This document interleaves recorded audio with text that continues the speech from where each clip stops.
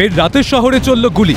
সকলে যখন গভীর ঘুমে আচ্ছন্ন, তখন টিটাগড় বিএন বোস হাসপাতালের সামনে আচমকাই শূন্যে 3 রাউন্ড গুলি চালায় 3 যুবক।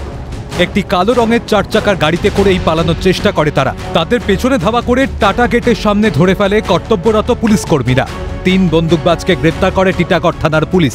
ধৃতদের নাম আরমান আনসারি, শাহবাজ আনসারি এবং বিশ্বজিৎ তিওয়ারি।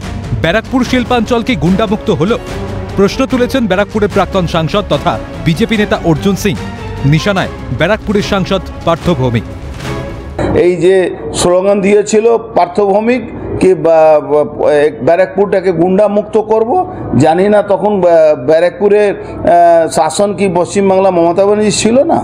তখনও মমতা ব্যানার্জি শাসন ছিল, আজকেও মমতা ব্যানার্জি শাসন আছে। গুন্ডার মুক্ত হলো। সূত্রের খবর, ব্যারাকপুরের একটি পানশালা থেকে বেরিয়ে বিটি রোড ধরে যাওয়ার সময় বিএন বোস হাসপাতালের সামনে 4 চাকা গাড়িতে বসেই মদ্যপ অবস্থায় শূন্যে গুলি চালায় ওই 3 যুবক। এদের মধ্যে একজন আইনের ছাত্র বলে জানা যাচ্ছে।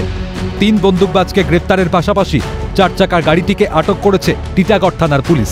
এদের কাছ থেকে উদ্ধার হয়েছে একটি 7mm পিস্তল এবং 2 রাউন্ড কার্তুজ। ফের প্রশ্নের মুখে সাধারণ মানুষের নিরাপত্তা। তবে কি ব্যারাকপুরে বাড়ছে দুষ্কৃতী দৌরাত্ম্য? এই সূত্র ধরেই শাসক দলকে বিঁধছে বিরোধীরা। যদিও ব্যারাকপুরের তৃণমূল সাংসদ পার্থ ভৌমিকের দাবি, গত 6 মাসে কোনো ঘটনা ঘটেনি এবং অন্যায় করলে সঙ্গে সঙ্গে ব্যবস্থা নিচ্ছে পুলিশ। এটাই আগের ব্যারাকপুরের সঙ্গে এখনকার ব্যারাকপুরের পার্থক্য। নিশানায় বিজেপি নেতা অর্জুন সিং। সারা ভারতবর্ষের এরকম কোন জায়গা আছে যেখানে এরকম হঠাৎ করে বছরে একটা ইনসিডেন্ট ঘটে না? লাস্ট 6 মাসে কোনো ঘটনা ঘটেনি ব্যারাকপুর। অর্জুন সিং এর সময়ে ক্রিমিনালরা গুলি চালাতো, অ্যারেস্ট হতো না।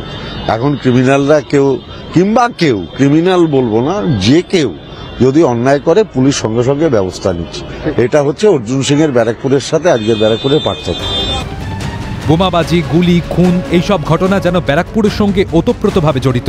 ভোটের আগে কি তারই পুনরাবৃত্তি হতে চলেছে? রবিবার রাতের ঘটনা কি তারই ট্রেলার?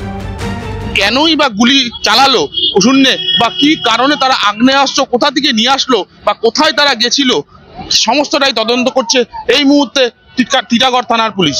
টিটাগড় থেকে ক্যামেরায় আকাশ নীলের সঙ্গে শান্তনু আচার্য, ক্যালকাটা নিউজ।